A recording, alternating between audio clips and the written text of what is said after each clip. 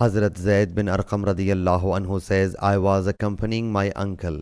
So I heard Abdullah bin Ubay bin Salul, that chief of the hypocrites, say, do not expand on the people who are with the apostle until they disperse, as well as, if we return to Medina, then one honorable will surely expel therefrom the one most mean.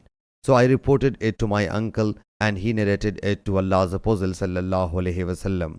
So Allah's apostle sallallahu alaihi wasallam summoned Abdullah bin Ubay and his companions, but they took oaths that they had not said so.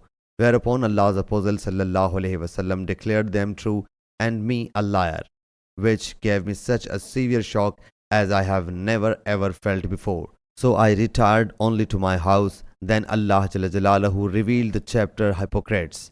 When the hypocrites came to you, to those are they who say, spend not on those who are with the messenger of Allah until they disperse, whereas the treasures of the heavens and the earth are only for Allah.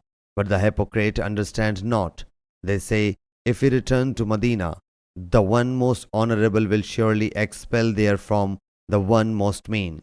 Thereafter Allah's apostle sallallahu alaihi wasallam summoned me, recited this chapter and said, Allah Jalla Jalaluhu has testified you.